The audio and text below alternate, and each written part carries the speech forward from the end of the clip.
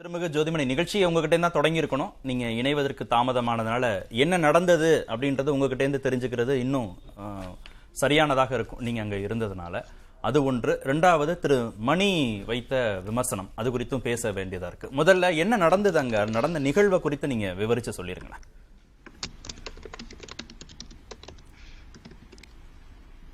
நாடாளுமன்ற மக்களவையில இன்னைக்கு பூஜ்ய நேரம் நடந்துகிட்டு இருக்கிறப்ப பார்வையாளர் மாடத்திலிருந்து 2 இளைஞர்கள் எம்பிக்கள் அமர்ந்திருக்கிற அந்த பெஞ்ச் மேலேயே குதிச்சு நாடாளுமன்றத்தின் சபாநாயகர் இருக்கையை நோக்கி, அந்த வெல் பகுதியை நோக்கி செல்ல முயற்சி பண்ணாங்க.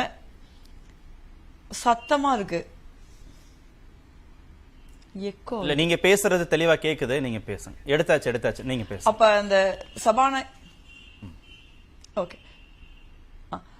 சபாநாயகர் இருக்கையை நோக்கி அவங்க செல்ல முயற்சி பண்ணாங்க.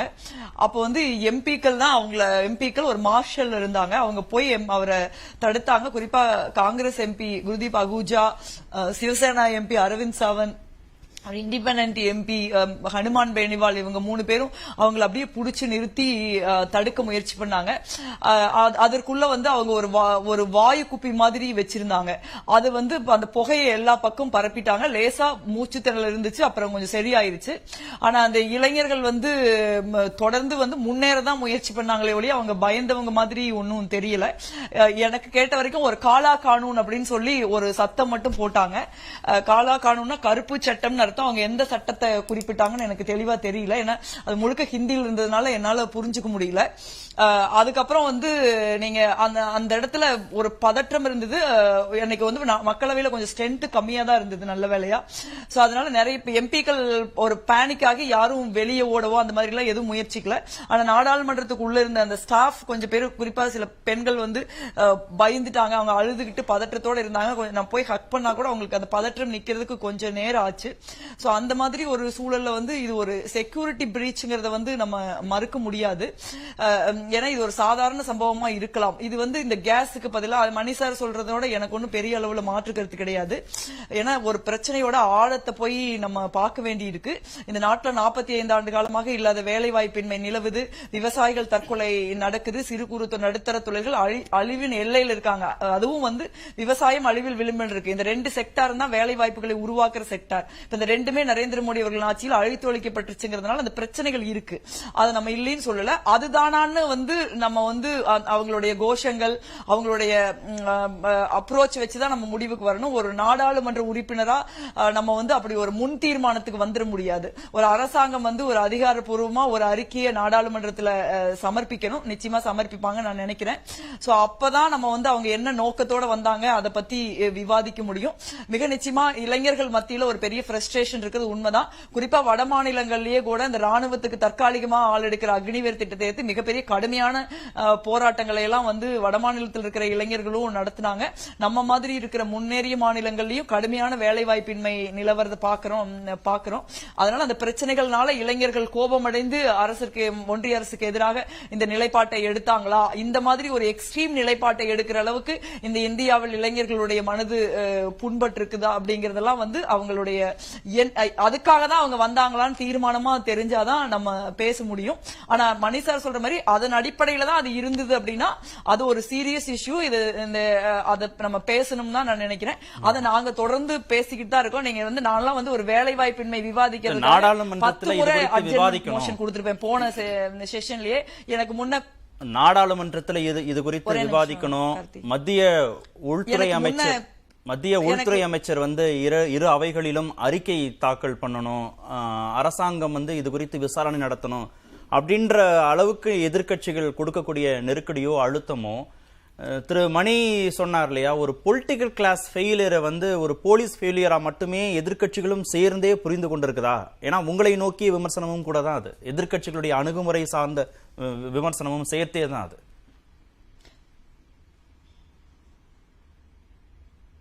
இல்ல, மணி சார் எதிர்க்கட்சிகள் மீது வைக்கிற விமர்சனத்தை நான் ஏத்துக்க மாட்டேன். ஏன்னா இதெல்லாம் பிரச்சனைன்னு எங்களுக்கு தெரியும். இதெல்லாம் வேலைவாய்ப்பின்மை பிரச்சனை, விலைவாசி உயர்வு பிரச்சனை, விவசாயிகளுடைய தற்கொலை பிரச்சனை, சிறு குறு நடுத்தர தொழில்களின் அழிவு பிரச்சனை, ஜனநாயகத்தினுடைய அனைத்து அமைப்புகளும் அடித்து நொறுக்கப்படுகிறது ஒரு பிரச்சனை. நீங்க வந்து பொருளாதாரமே வந்து இன்னைக்கு ஒரு மிகப்பெரிய பேரழிவை சந்திச்சுக்கிட்டு இருக்கிற ஒரு சூழல் இருக்கு. இதெல்லாம் பிரச்சனைன்னு எங்களுக்கு தெரியும். அதனாலதான் நாங்க நாடாளுமன்றத்தில் தொடர்ந்து இந்த பிரச்சனைகளை எழுப்ப முயற்சி பண்றோம். எனக்கு முன்ன பேசின சகோதரர் சொன்னார், எல்லாம் ஜனநாயகம் இருக்குது, கேள்வி கேட்கலாம். கேள்வியே கேட்க முடியாதுங்க. அந்த மாதிரி ஒரு ஜனநாயகத்தை தான் நரேந்திர மோடி நடத்துறார். 3 நாளைக்கு முன்னே எனக்கு 377 போட்டிருந்தேன். எனக்கு பேலட் ஆகிருக்கு. தமிழ்நாடு கவர்னருடைய ஒரு மக்கள் விரோத நடவடிக்கையை பத்தி, ஒரு பெடரல் ஸ்ட்ரக்சர் அவர் எப்படி அடிச்சு நொறுக்கிறாங்கிறத பத்தி பேசணும்னு நான் சொல்றேன். எனக்கு பேலட் ஆயிருக்கு. ஆனா எனக்கு போய் பார்த்தா எனக்கு பேலட் ஆயிருக்கு, என் பேர் வரல லிஸ்ட்ல. ஏன் பேர் வரலன்னு கேட்டா நீங்க அதை பத்தி பேச முடியாது, வேற ஏதாவது எழுதி கொடுங்கன்னு கேக்குறாங்க. யார் முடிவு பண்ணுவா? நான் ஒரு நாடாளுமன்ற உறுப்பினர், நான் முடிவு பண்ணா நான் என்ன பேசணும்னு? இல்ல அரசாங்கம் சொல்றதை எழுதி கொடுக்கறதுக்கு பேசுறதுக்கு நான் என்ன அரசாங்கம் வச்சிருக்க ரப்பர் ஸ்டாம்பா? நான் வந்து மக்கள் பிரச்சனைகளை பத்தி பேசினா அதுக்குதான் மக்கள் என்ன கரூர்ல இருந்து தேர்ந்தெடுத்து அனுப்பிச்சிருக்காங்க.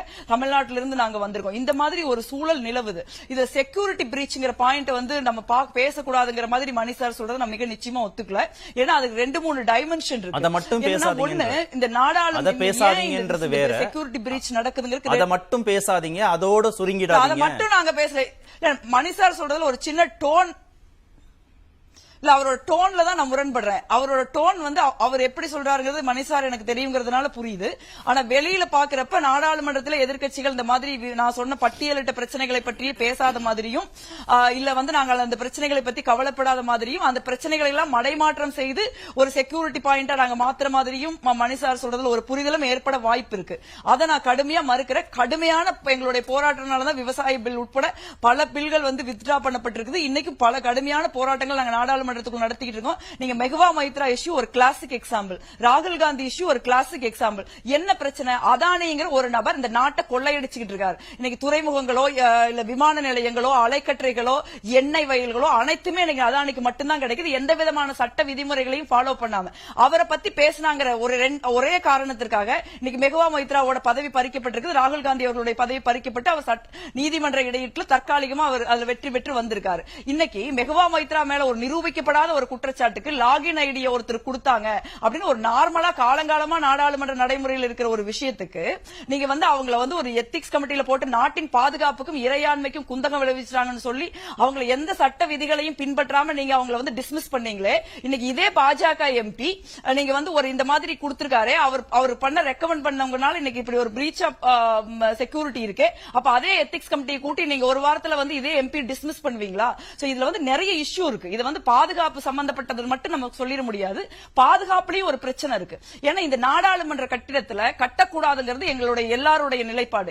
ஏன்னா நீங்க வந்து நாடாளுமன்ற நாட்டுல இத்தனை பிரச்சனைகள் இருக்கு. அப்ப 1000 கோடி ரூபாய் நாடாளுமன்ற கட்டிடத்துக்கும் அது இல்லாம 19,000 கோடி ரூபாய் சென்ட்ரல் விஸ்தான் பிரதம மந்திரி துணை குடியரசுத் தலைவர் அமைச்சர்களுக்கு ஆடம்பர மாளிகைகளை கட்டுறதுக்கு எம்பி ஃபண்ட்ல 7,500 கோடி ரூபாய் உட்பட எடுத்து எங்களுக்கு 2 வருஷம் எம்பி ஃபண்டே இல்லாம மக்களுக்கு எந்த விதமான பணிகளையும் செய்யறதுக்கு முடிந்த அளவு ஒரு முறையான செய்ய முடியாத ஒரு சூழலை உருவாக்கி அதை கட்டிக்கிட்டு இருக்காங்க. அப்ப நீங்க நாடாளுமன்ற கட்டிடம் கட்டுறப்ப அந்த நாடாளுமன்ற கட்டிடம் எப்படி இருக்கணும்? இப்படியா ஒரு ஆடம்பர சினிமா தியேட்டர் மாதிரியா ஒரு நாடாளுமன்ற கட்டிடத்தை நீங்க கட்டுவீங்க? பழைய நாடாளுமன்ற கட்டிடம் நல்லா இருக்கு. நீங்க வந்து ஒரு மதிப்பு மிகுந்ததா, ஒரு நவீனமயமானதா, ஒரு தொன்மையானதா, ஒரு நாடாளுமன்றம் நடக்கிறதுக்கு பாதுகாப்புக்கு ஏதுவா அந்த கட்டடம் இருக்கு. அந்த கட்டடத்துல இந்த மாதிரி ஒரு சம்பவம் நடக்கவே வாய்ப்பு கிடையாது. ஏன் அப்படின்னா நீங்க கேலரியில பார்வையாளர் மாடத்திலிருந்து நீங்க எம்பிக்கள் இருக்கிற இடத்துல குதிக்கவே முடியாது. அவ்வளவு ஹைட்ல இருக்குது பார்வையாளர் மாடாங்க. இங்க வந்து இது சினிமா ஒரு நவீனமான சினிமா தியேட்டரோட பாக்ஸ் மாதிரி இருக்குது இந்த பார்வையாளர் மாடம் எல்லாம். அப்ப அதனால அவர் ஈஸியா ஜம்ப் பண்ணி ஒரு குழந்தை கூட எட்டி குதிச்சிடும். அந்த மாதிரி ஒரு தூரத்துல வச்சிருக்காங்க. ரெண்டாவது, பழைய நாடாளுமன்ற கட்டிடத்துல நீங்க எல்லாமே எல்லாம் டிவில பாத்துருப்போம். அது வட்டமா இருக்கும். அதுல 3 லாபி இருக்கும். அதுல முதல் லாபியில தான் வந்து எம்பிக்கள் உள்ள நுழையிறது.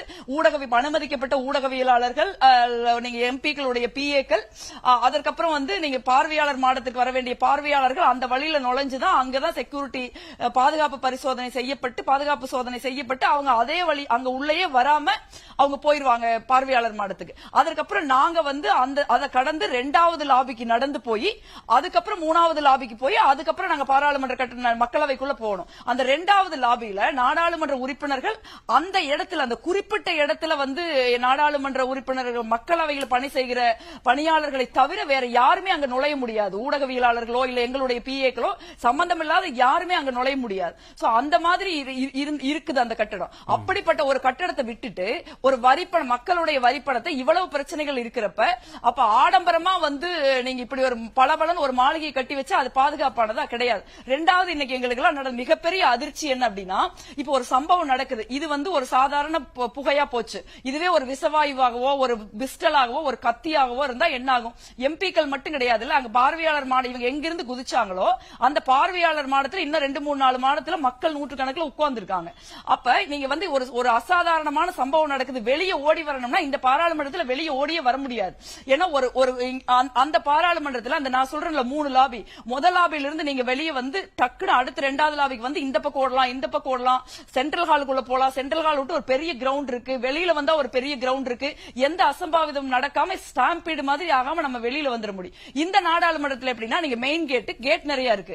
மெயின் கேட்ல ஒரு குறுகலான வழி, அதான் செக்யூரிட்டி செக் இன், உள்ள போறீங்க. அதுக்கப்புறம் 10 மீட்டர் அந்த இடத்துல ஒரு ஹால் இருக்கு. இந்த ஹால்ல எப்ப பார்த்தாலும் 100 பேர் நின்னுகிட்டே இருக்காங்க.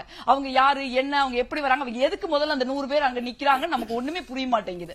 அப்ப ரெண்டாவது, அத 10 மீட்டர் நீங்க போனீங்கன்னா ஒரு சின்ன குறுகலான செக்யூரிட்டி செக் இன் இருக்கு. அதுலதான் உள்ள போற வழி, அதான் வெளியே வர வழி. 543 நாடாளுமன்ற உறுப்பினர்கள் ஏதாவது ஒரு அசம்பாவித சம்பவம் நடந்தது அப்படின்னா, இல்ல பார்வையாளர் மாடத்தில் இருக்கிறவங்க, இல்ல அங்க இருக்கிற அங்க இருக்கிற பணியாளர்கள் 540 ஒரு 600-650 பேர் எப்படி அந்த ஒரே ஆள் வரக்கூடிய இடத்துல இருந்து வெளியே வர முடியும்? எப்படி இப்படி ஒரு நாடாளுமன்றத்தை கட்டுனாங்கன்னு எங்களுக்கு புரியல. இன்னைக்கு நாங்க உண்மையிலேயே அதிர்ச்சியில உறைந்து போயிருக்கோம். எம்பிக்கள் தான் அந்த பிரச்சனையை ஹேண்டில் பண்ண வேண்டியிருக்குது. அங்க ஏதோ பேனிக் பட்டனோ ஒரு அலாரமோ இருக்குதா இல்லையான்னு எங்க யாருக்குமே தெரியல. சோ எம்பிக்களா போய் அவரை புடிச்சு மார்ஷல்ஸ் வந்தாங்க, அவங்களை கட்டுப்படுத்த வேண்டிய ஒரு சூழல் இருக்கு. ஒரு கையில அவங்ககிட்ட வெப்பன் இல்ல, அதனால எம்பிக்கள் போய் கட்டுப்படுத்தினாங்க. வெப்பன் இல்லையா இருக்குதான்னு கூட எங்க யாருக்கு தெரியாதல்ல, இருந்தாலும் நாங்க எல்லாம் உள்ளதான் நின்னுட்டு இருந்தோம். அப்ப நீங்க இந்த மாதிரி ஒரு பாதுகாப்பு குறைபாடு அந்த நாடாளுமன்றத்தில் இருக்குது. ஏற்கனவே பாதுகாப்பா இருந்த ஒரு நாடாளுமன்ற கட்டிடத்தை விட்டுட்டு அன்னைக்குமே வந்து பாரதிய ஜனதா கட்சி ஆட்சியில தான் அந்த செக்யூரிட்டி பிரீச் நடந்தது.